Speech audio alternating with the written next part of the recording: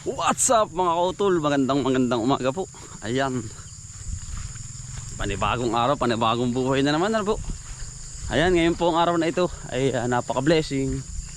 At sobrang ganda ng sikat ng araw. Ayan. At simula na naman po tayo ng trabaho. Ayan, sa mga OFW natin dyan na lumalaban, shoutout sa inyo. At pagpalain ho kayo ng ating mahal na Panginoon. At patuloy lang ho sa pagtrabaho. Basta lagi lang pong huwag mawawalan ng panalangin. Siya lang po ang ating sandalan, ano po mga utol, ang ating Panginoon. Tapos laging healthy ang kakainin para mas lalong lumakas ang pangangatawan. Ayan, by the way mga utol, tayo ngayon ay mag-harvest na ng kamatis.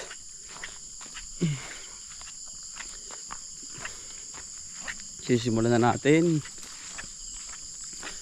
At hindi pa naman karamihan masyado. Kaya nga alam mga utol, makakatikim na rin tayo.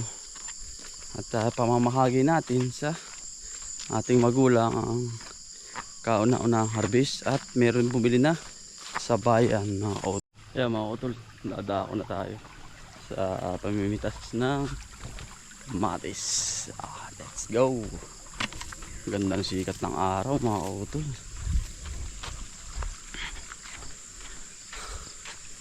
Simula na naman ng trabaho. Ano bris, birong ko mapalanta mo biro mga utol.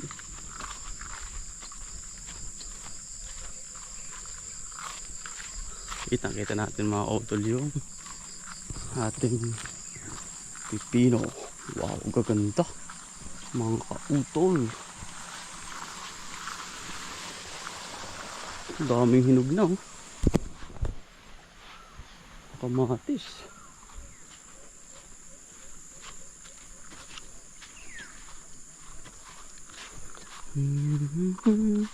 Daming pipino. Wow, kaganda oh. Mga kautol oh.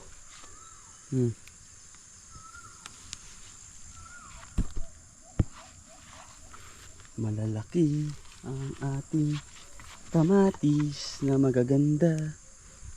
Thank you Lord. Thank you.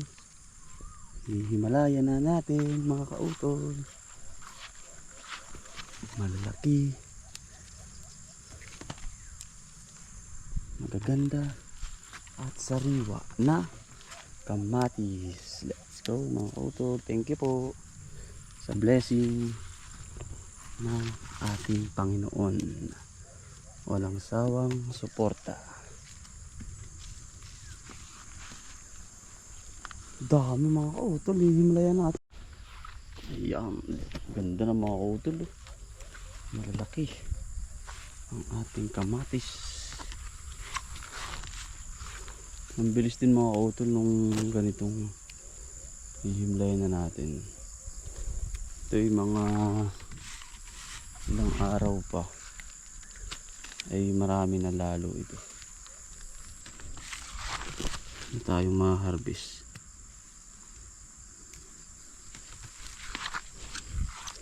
Kasi bago pa lang kasi ito eh. Maganda yung balat niya kasi nga ano siya mga kautol, makapal kasi D-Max siya mga kautol. Ang bigat ng ano, ng kamatis.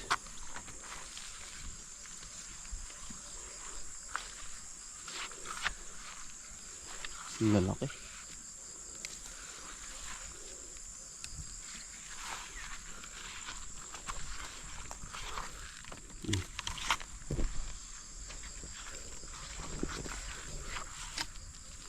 Malalusog, matataba ang ating kamatis.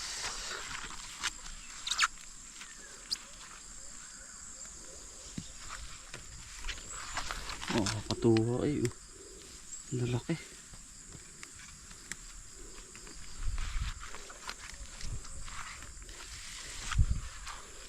Para siyang mansanas. Oh.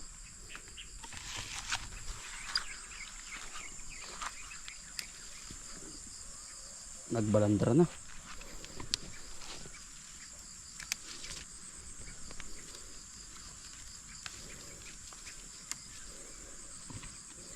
Ang bilis mahinog mga kautol kapag ganitong ano.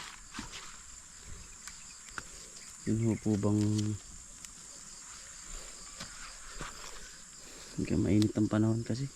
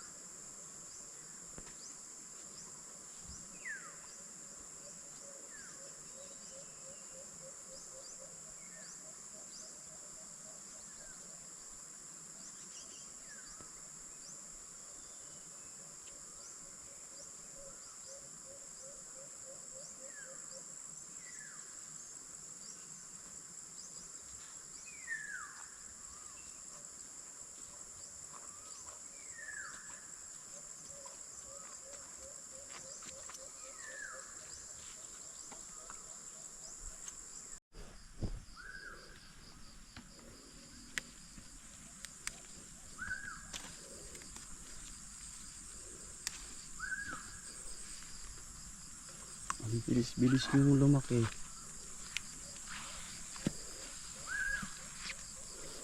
May Himalayan na agad.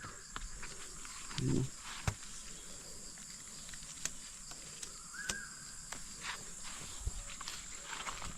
Labas.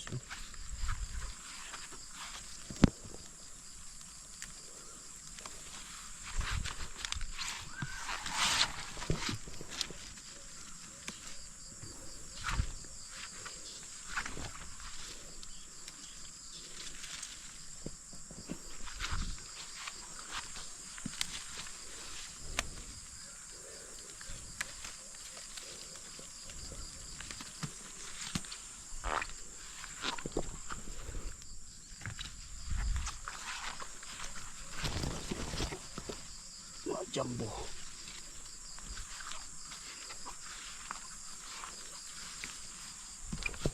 Mga jumbo na mga kautol.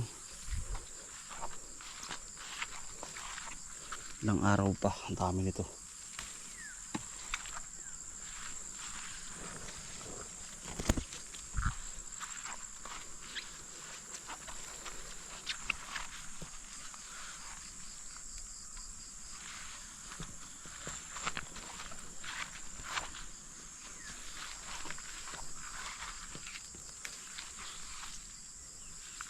Malalaki, mga good size. Ang bilis makadami mga kautol pag po ganito ang ating halaman. Ang bilis marangkata.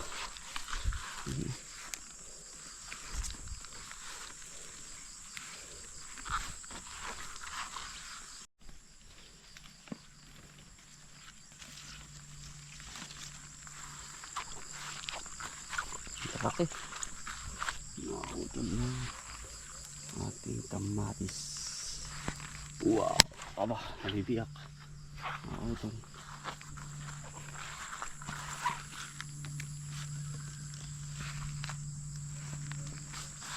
Naman mga kautol, yung harvestin natin, halos sabay-sabay lahat eh. Pipino.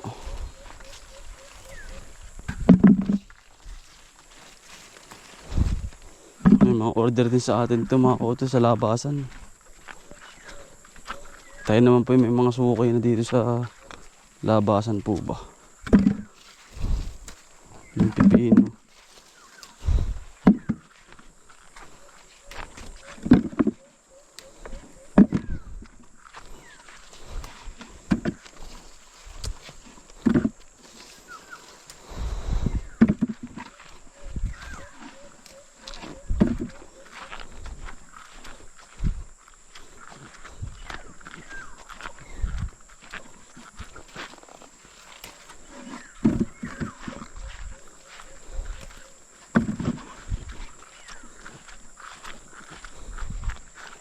Pag may tanim po ay may aanihin mga utol. Tamo po tayo nag-aani na. Nakasurvive. Kahit ganito at least ay meron tayong tanim. Ano po, hindi tayo nawalan ng tanim na halaman. Tulad ng pepino, ng kamatis,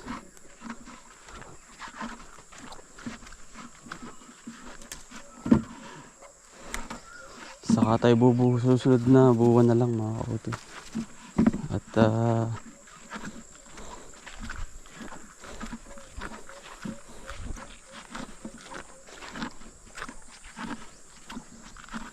mikit na ulan-ulan na. Ay sa ngayon po ay hindi pa ho na ulan eh.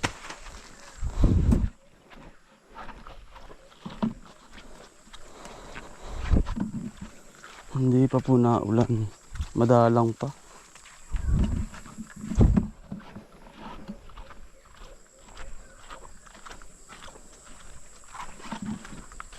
May insekto po. Susunod mas marami mga kautol sa loob. Kulang at kulang mga kautol ang ating balag. Dahil kumpul-kumpul ang bunga sa bawat sanga. Sa loob.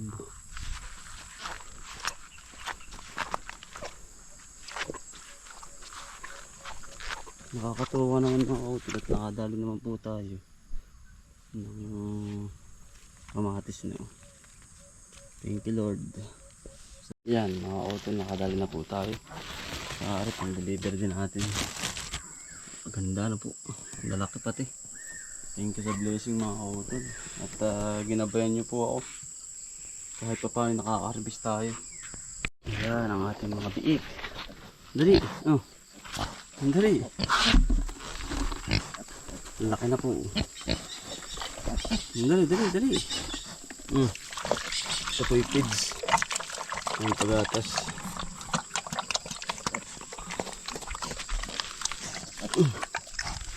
Ano po mga biik. Nasa ilalim. Ano? Ano na. Lalaki na po. Tatago pa eh. Dali. Balik siya eh. Nakakasuwa nga ako. Dali. Bobo. Tataba.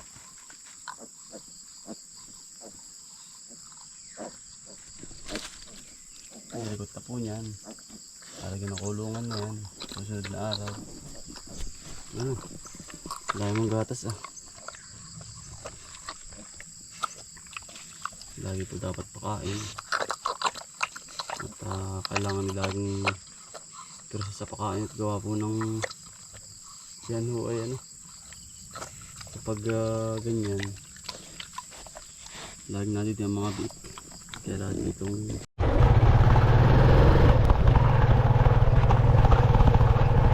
deliver tayo mga otol.